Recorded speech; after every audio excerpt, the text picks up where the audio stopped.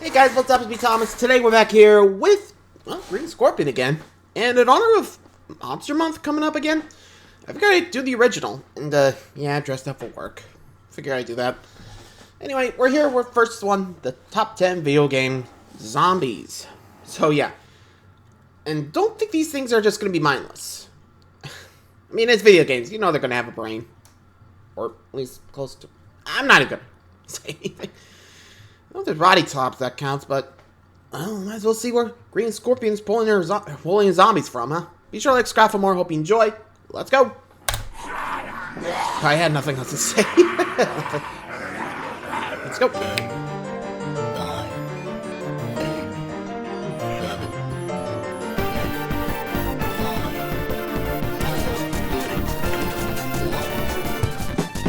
I'm kind of curious to see who's going to turn as a zombie or not. Let's see what Let's go. Let's start up.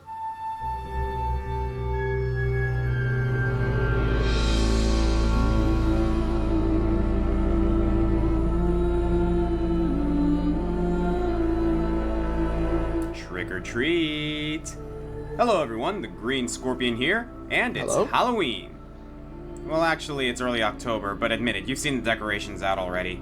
So to lean into this festive time of year, and to do something a little bit different, I declare these next 5 countdowns setting up at Monster my Month, too. where we hunt down all those cretinous creatures that creep into the corners of our collective consciousness. And what better place to start than with one of gaming's favorite fallbacks, zombies.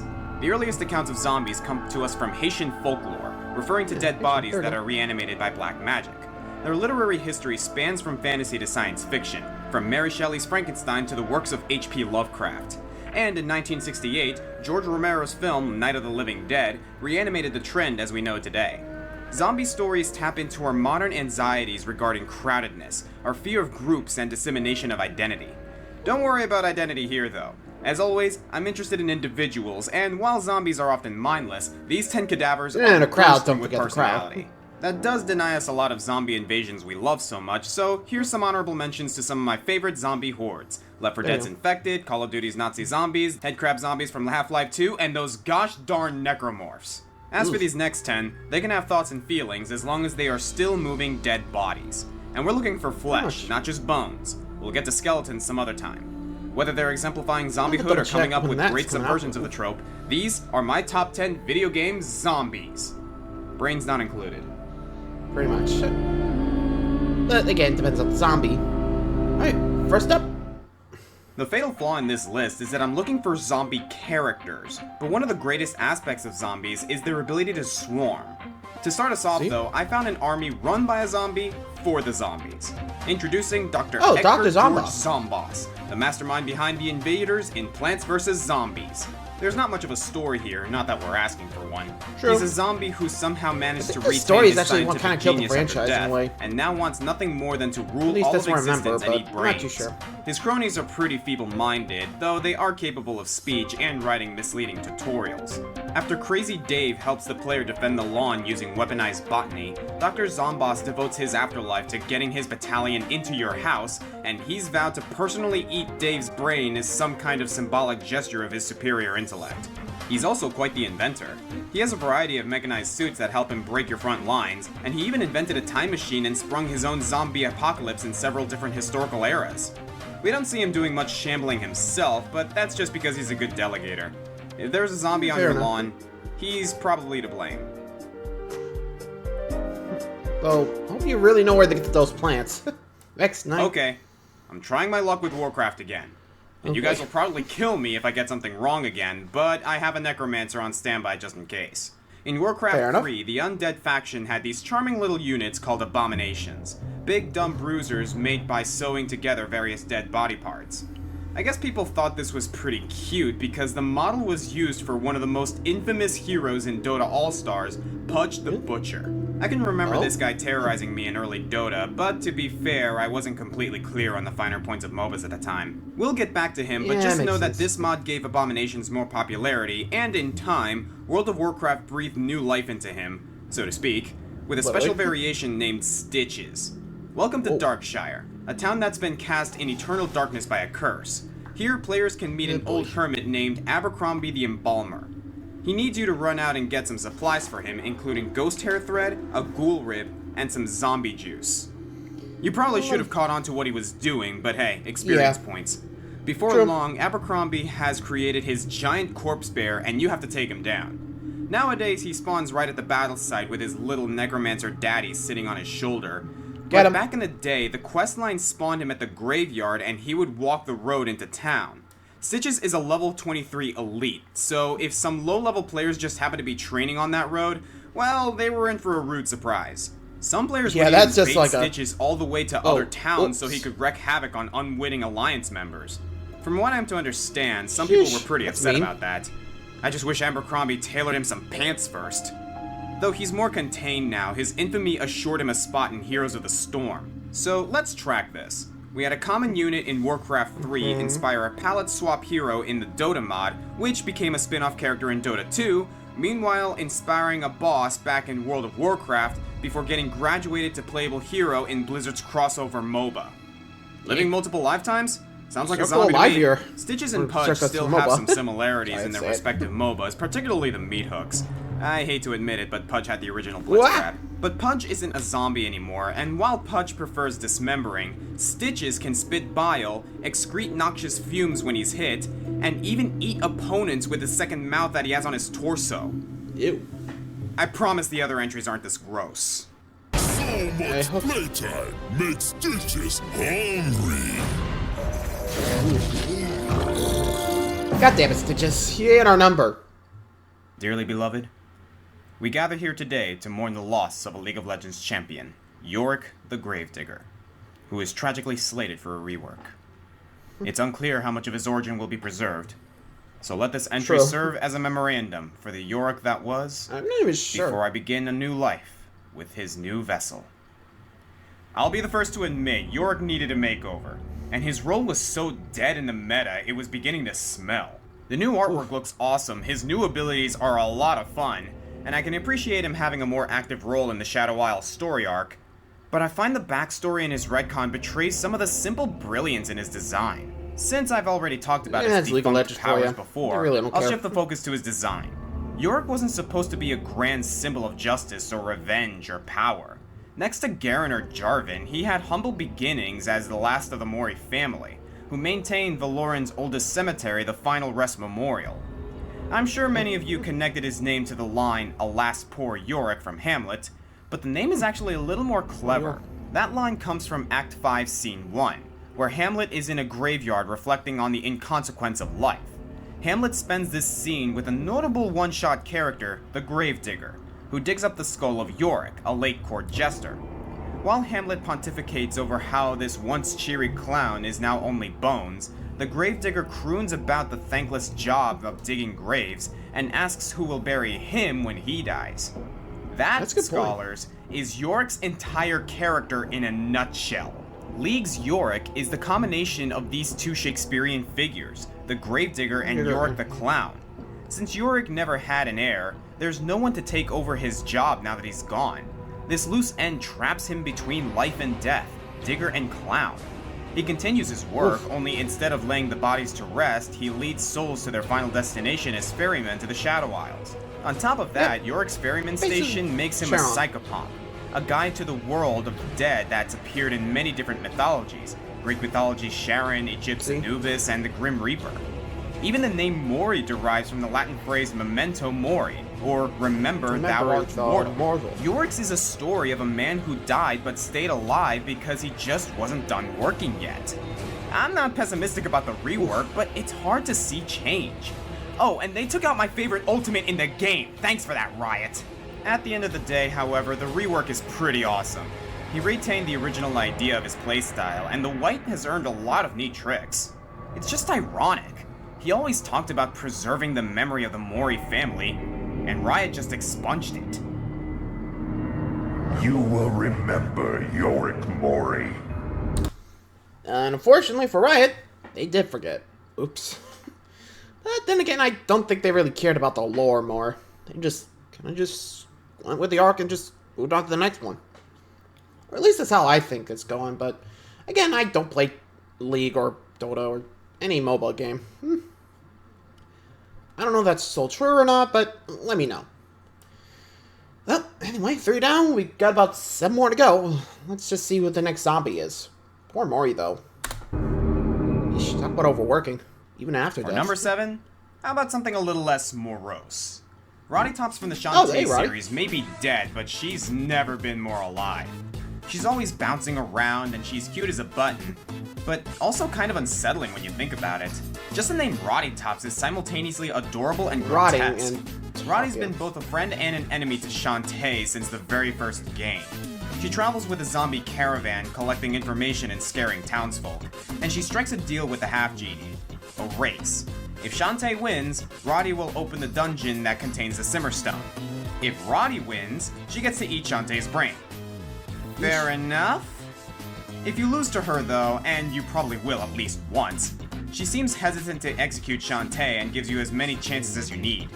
From that point on, the two strike an interesting relationship built on admiration and agitation. This race is just the beginning of what Roddy Tops puts you through in the series. She's flirty, manipulative, and constantly making remarks about eating Shantae. I don't know, I think she might have a crush on Shantae. Am I the only one picking up on that? In Risky's Revenge, she settles down with her brothers Abner and Poe. You have to stop her from eating a puppy, then go on a complicated fetch quest to make them coffee, only for them to betray you at the end by siding with Risky Boots and kidnapping your uncle. Damn. In Roddy's defense, I think her brothers made that deal with Risky and Roddy was just forced into it. But Risky goes back on the agreement anyway. Then in Pirate's Curse, you find her trapped in a web and being attacked by a giant spider, and you have to carry her to safety in one of the most irritating segments in the trilogy, only for her to reveal that she was faking her injury to gain your forgiveness. Wow. So why did I like this character again? Well, because of this moment. Later in the game, Shantae journeys to the Village of Lost Souls, where spirits of the departed can be found. Here she meets this very familiar-looking girl who says that she has no memories of how she got here. She doesn't know much about her previous life, but tells Shantae that when she sleeps, she dreams about having a best friend whom she looks up to. She just wants to tell her that, but every time she tries to get close, she messes up and pushes her away. Sorry. Damn. There's so much chopping onions here. Yeah, I think With that's this gotta one be Roddy, scene in right? the sequel 12 years after the original game, Roddy Tops becomes the most nuanced character in the franchise. I love her even when she's being a pain in the rear. Like this scene where all the girls get mistaken for an ancient ruler and get Princess Leia'd into new outfits. The others are all annoyed and trying to escape, but Roddy just has this huge smile on her face the entire time. She's bubbly, fun-loving, and in Half Genie Hero she's going to be playable? Pretty Take my much. money way forward. Sorry if there are some tear stains on it. Onions. Yeah, I got another Roddy 7. She's next. Are mummies considered zombies? I don't see why maybe? not. They're corpses whose skin and organs are preserved, Yeah, if it's often just with the chemicals and clothing, I bandages. guess. Makes sense. And if they happen to rise again, well, I'd say that makes them the Walking Dead. That does open the door for other characters true. like Chuck D. Head, Anachorus, and I thought you'd never pick me. a Mumu. Oh. I'm sorry, buddy. We already have a League of Legends champion. Okay. Poor guy. If I had to pick my favorite bandaged baddie, though, it would have to be Killer Instinct's Khan Ra. Once the vizier to a Babylonian king, Khan Ra was arrested for plotting to stage a coup. The king bandaged the vizier Definitely and had him zombie and cursed to mummy here. rot. This ostensibly made Khan Ra Right. immortal, but his body Kinda would rhymes, continue I to said. decay as normal, trapping Khan Ra in a husk that would eventually fail him and imprison his earthbound soul. That's pretty cruel, but Khan Ra sought to use this to his advantage. He trained himself as a sorcerer, collecting knowledge from all of the world's great civilizations from Egypt to Phoenicia, collecting mystical artifacts and balancing boons and curses to keep himself going. This was all well and good until the Incans had him executed for posing as a messenger of the gods. He was burned alive and his ashes were sealed away for centuries, but in the modern day they were accidentally spilled and the warlock reconstituted himself to continue his work. Oops. Wow. I've seen zombies of people who were stabbed, shot, drowned, poisoned, and beheaded, but I can't think of another that came back from being cremated. That's Khan definitely Ra a brings first. the pain with zoning abilities that put Glacius to shame. Retaining his mage tendencies, he's not much of a fighter up close, but if he can get enough distance, he's going to be nigh impossible to rush down. I guess if he was burned to ash, he was never actually a mummy, but he keeps the bandage look and even works it into his fighting style with grabs and ranged pokes. He can even set traps by disintegrating part of himself into the air and mixing it with the dust, utilizing many terrors from the desert, including locusts and antlions. With a good hit, he can even spread some of his curse to enemies to slow them down. If that's the case, their life bar isn't long for this world. Conra may have been the first to perish, but he's poised to outlive everyone in the roster. Ashes to ashes, dust to dust, and then back to flesh. You will no longer need this. Supreme victory. Number 5? Apart from the novelty of a mostly female cast, Skullgirl sets itself apart with gorgeous hand-drawn visuals, loving parody of the fighting game culture, and the sheer creativity of its cast. Case in point, Sienna Conchiello, better known as Squiggly. We have another cute zombie girl, ladies and gentlemen, and this one has a pet. The Conchiellos were a family of wealthy opera singers aligned with the Medici Mafia to find the all-powerful Skullheart. Part of their usefulness came from a magical parasite named Leviathan that can protect its host from the effect of the Skullheart and has been in the family for generations. But one day, without warning, Lorenzo Medici terminates their agreement and has the entire family assassinated, Squiggly herself being shot through the head by Bloody Mary. Sometime later, Mary obtains the Skullheart and raises an undead legion, bringing Squiggly back to life as an obedient zombie slave. Well, she would be obedient, that is, if not for the help of Leviathan, whose resisting effects allowed the zombie to retain her winning personality. Squiggly and Leviathan set out on a journey to avenge their family and defeat Mary, because this raising the dead thing should probably stop. First of all, just check out this design. To keep the Skullheart out of Squiggly's mind, the snake-like Leviathan grows through one ear and out the bullet hole in her head, meaning he's probably tunneled through her brain, and that should be disgusting, but the presentation is just plain quirky. It's a more realistic approach to how a zombie would work. Sort of like the caterpillar mushroom, a real-world parasite that controls bugs to help them spread their spores. But Leviathan's classification of a parasite is a little misleading. By definition, parasites are supposed to be fully taking advantage of a host.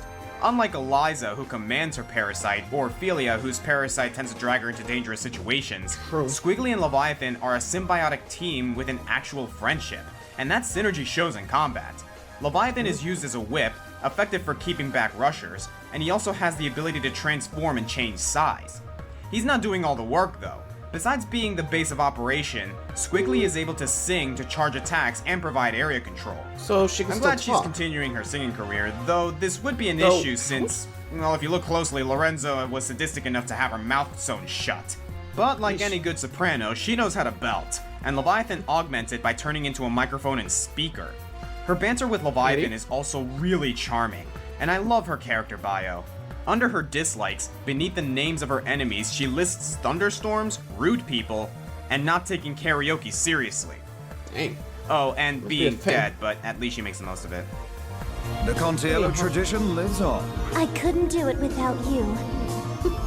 Thanks.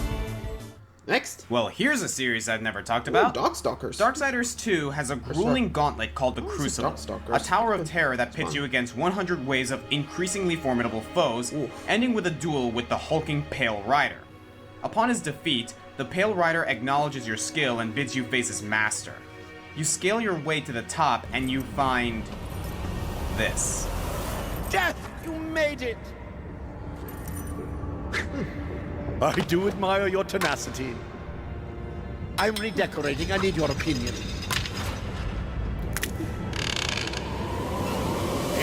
On guard, you boob! Oh my god, it's him! Okay, let me back up here.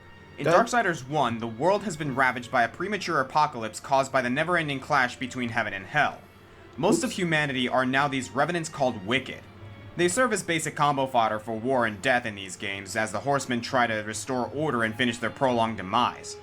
But one of these Wicked is not like the others. Wicked K, the top hat zombie. In the first game, War can find Wicked K on several occasions hiding in secluded areas. He'll immediately challenge War to a fight, but aside from some harmless name-calling, he's incredibly polite. Apparently the character was conceived as a joke by Vigil Games and put in at the last possible moment. The The true extent of his powers and the reason for his existence remain a mystery, but he'll always escape after his defeat, rewarding you handsomely with souls and treasure. Maybe it'd be nice if he had a few more quips to repeat, and if there were some actual music during these duels, but I gotta say, I find it pretty funny. Just the random zombie who can talk for no apparent reason, taking on a horseman of the apocalypse with a cane and a teleporting hat. He's exactly what this game needed. Not that this game is bad or anything, but it falls right into that period of gritty, colorless, demons everywhere rut that gaming inhabited for the late 20s. Gaming's emo Then comes this completely out-of-place character with complete irreverence to the plot, the world, and the tone of the game. The game takes itself too seriously at times, but having your reward for this optional challenge be this guy, fencing while calm classical music plays, is a fantastic punchline. After this final defeat, he leaves without much explanation, just a hovercraft sound effect, and a promise for tea. Well met, Wicked K. Well met. Okay. Tea time! Away! Did he come back in Darkstalkers 3? There's a third game. It'd be kind of ironic he actually did come back for that game and be like, oh, hey, I was wondering when you were going to show up. Ready for your third round? Yeesh. Make a 3 over 3? Honestly, I don't know. I never played the game, so I don't know if he actually did show up, but it'd be kind of cool if he did. I'm not... Actually... Okay, I was about to say, was there a Darkstalkers 4, but I know there's the third game, but I think that's about it. Anyway, Final 3, coming up. He may not be my number one, but I can't think of a character that better exemplifies the criteria of this list than Stubbs the Zombie. Hey, Stubbs. Oh, this is gonna be fun. If you've never heard of him, Stubbs is the star of Stubbs the Zombie, Rebel Without a Pulse, which fell into the stores at the posterior of the original Xbox lifecycle. It's one of those hidden gems, showing some budgetary restrictions, but still incredibly unique and charming. And did you know this game is in the Halo engine? Seriously, it was made by Wide Load Games, founded by one of the co-founders of Bungie, Alexander Seropian. Wow. Weird. In 1933, traveling salesman Edward Stubblefield is down on his luck trying to provide for the girl of his dreams, Maggie Monday, when he's murdered by Maggie's controlling father, Otis. The zombie Stubbs rises from the earth 26 years later in Punch Bowl, Pennsylvania, a city that's reached the 21st century 4 decades ahead of schedule. Stubbs sees Maggie on a poster and, partially recognizing her, goes on a rampage to win his girl and punish the rest of humanity. Stubbs is all the qualities of a classic Romero zombie. A green man dragging his feet with a very limited vocabulary and a diet consisting exclusively of gray matter. But with Stubbs, not only do you get a personally undead individual, you get the rush of fueling a malodorous zombie Return of the Living mob. Dead, by the way. People Stubbs bites turn into zombies themselves, and the herd can quickly overtake each area of the game, from city streets to prisons and laboratories. As important as it is to have a flock for these situations, Stubbs still stands out amongst the ranks with his own unique abilities. He's a little on the slow side, but surprisingly strong, and his health regenerates, which is interesting since normally dead flesh only deteriorates. He can also detach different parts of his body in combat, including rolling his head like a bowling ball, sending out a skittering hand that can mind control soldiers, and tossing his torso to explode on contact. And his putrid smell can turn away most major threats. Despite his failing faculties, he still manages to pilot several vehicles, remember Halo engine, and at one point competes in a thrilling dance-off. Stubbs is the perfect playable zombie, just hitting that teetering balance between conforming to genre expectations and providing something interesting to liven up the gameplay. Or deaden up the gameplay, as it were. If you ever wanted to play as one of the walkers, this is how I recommend you do it. Hey Microsoft, any chance we can dig this one up for a revival? I'm thinking Stubbs 2, Keep Calm and Carry On. Oof.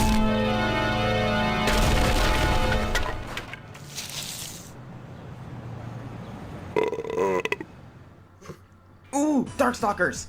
I don't think I've talked about this game either, and I'm sure I'm going to get a lot of mileage out of it for this month. After all, it's the quintessential monster mash of fighting games. There are a few directions I could go here. Lord Raptor would be the obvious example, or Victor for a more Frankensteinian take, but I have to go with Xianko for pure creativity. Xianko is what's known as a Zhangxi, a kind of Chinese hopping zombie. Never heard of it? These guys. Neither did I until I played this game. Depending on the story, Zhangxi can have vampire or ghost traits as well, but in Xianko's case, zombie is the most fitting. These creatures are typically the result of a dead person having unfinished business, a malignant spirit inhabiting a carcass, or some imbalance of ki overtaking human ghost. remains. In Chinese culture, they're usually depicted in round hats and long-sleeved robes as worn in the Qing dynasty, which makes sense given the time period in which they were first described, and they're said to be so stiff from rigor mortis that they're unable to bend their joints, forcing them to hop from place to place with their arms outstretched for direction. So if you ever wondered what those weird enemies from level 4 of Super Mario Land were supposed to be, well, now you know. Yeah, there you go, They Jinxie. also usually have those spirit tags hanging from their foreheads, which are meant to bind them or exorcise a spirit. All that considered, they got the look down pretty well for Xianko. She's a lot more mobile than your traditional Zhang Shi, but still has an unpredictable jankiness to her movement, and her main stance harkens back to the hopping look. She's pretty creepy in context, but the developers actually managed to make her kind of adorable. Man, how is this another cute zombie girl? Why is that a thing? In Xianko's case, she was transformed when she and her sister, Mei Ling, tried to defend her village back in 1730. To do this, they used a forbidden spell that imbued Xianko with the power of a full-sized army. The side effects were interesting. Rough.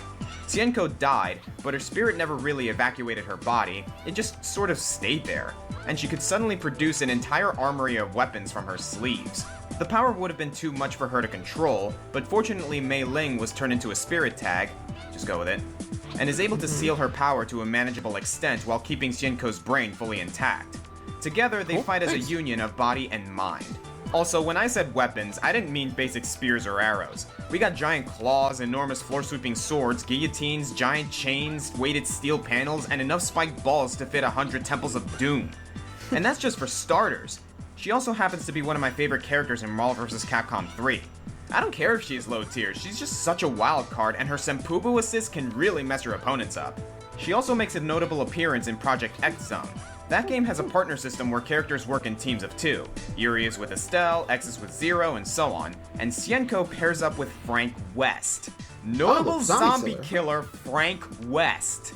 That is hilarious. She's just so friendly that it doesn't even matter anyway. It just goes to show that being a zombie doesn't have to completely change your life, as long as you keep your loved ones close at hand. Or in this case, in our head.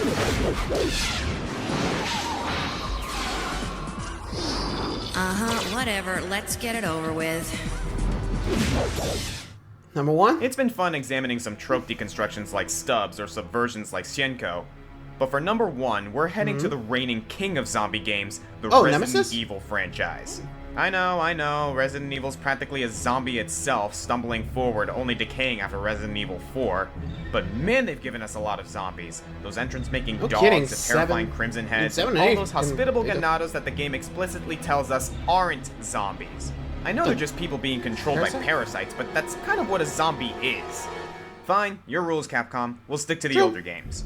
The enigmatic Umbrella Corporation developed the T-Virus to turn the living into sub-sentient bioweapons, and took things one step further with the Tyrant Project. 1 in every 10 million test subjects saw staggering mutation in muscular and skeletal structure, and were controlled by the addition of a tentacled parasite to replace the subject's brain. Come on, Resi, do parasites count or don't they?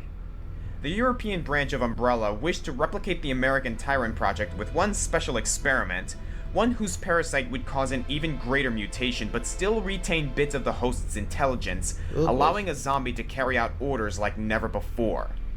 Under the cover of the Raccoon City destruction incident, the Nemesis Type T was unveiled. Yep, the big boy. When I faced this monster, I was like, damn it, go away! Zombies are single-minded creatures. Whatever they want, they do whatever it takes regardless of self-preservation. Many of the characters on this list subvert that, and that's why I like them, but Nemesis has a more traditional behavior that's still challenged what players knew about zombies. It's got one goal, but it isn't to eat brains or make more zombies. Kill the stars. It's to kill. Umbrella gave this beast the simple instruction to eliminate all surviving members of the STARS team from Resident Evil 1. They know too much, so here it is, 7'3" and rocking a leather trench coat. It first appears in the police station and kills STARS pilot Brad Vickers, and then sets its sights squarely on Jill. We had this little Brad Resident Evil has taught us that the zombies have strength in numbers and go down easily. But you can't just cap this thing with a shotgun and call it a day. Not even the tyrants have prepared you for this. It will not stop. Stop! Die. Check the title of the game. Resident Evil 3 Nemesis. Nemesis. And that's what it is. Your nemesis. It's here to make your next 5 hours a living hell. The game's only scripted to have him chase you at certain points of the game, but it feels like he's right behind you the entire time. Fire doesn't kill it, electrocution doesn't kill it, it can get knocked off a 7-story clock tower or be fully submerged in acid. It will come back. It can track you for miles, and early in the game picks up a rocket launcher. Umbrella did a good job with the intelligence thing. It can operate tools and reason out strategies. It even shoots down your helicopter before you can escape. It's not winning any Nobel Prizes or anything, and you can still count on some wonky enemy tracking, and every once in a while it will get caught in a corner while running at you. But I like a little stupid with my zombies. It's also got fair, you're not going to be able to fully living in it, which can present its own challenges. Nemesis can suddenly lash out with the parasite's tentacles, and even those lucky enough to survive a hit are infected with the T-virus, forcing them to go find a vaccine before they become a zombie as well. Not a cool zombie like Nemesis either, just a lame lesser zombie. Guess where Nemesis knows to guard? The vaccines! Touché, worthy Nemesis. It does sustain some pretty crippling damage throughout the game, but when in a jam, the parasite will just absorb some nearby corpses, or even a tyrant, and mutate Nemesis into an indescribable mass, all worth it as long as it can keep chasing you. When it comes to singular threats, Nemesis sits among the pantheon of great horror game monsters like Pyramid Head and SCP-173. And if you really want to impress me with a character, throw them into a fighting game. Yep. Nemesis Type T in Ultimate Marvel vs. Capcom 3 is freaking awesome. If you don't think a guy this slow can hurt you, Nemesis will see to it that he's not the only dead guy on the battlefield. I'm the Green Scorpion, and thank you guys for joining me for week 1 of Monster Month. Next week, we shoot for a list even deader than this one. See you guys then. Yeah, honestly, I had my encounter with the Nemesis, and like, oh, hell no. Even I got annoyed with how many times he caught back. Seriously. I mean, you can look at my past, like, live streams of Resident Evil 3. Jesus Christ, that thing did not want to go down. Oy. Anyway, thanks for watching. Let me know what you guys think of this one. You agree, disagree, let me know. Adios.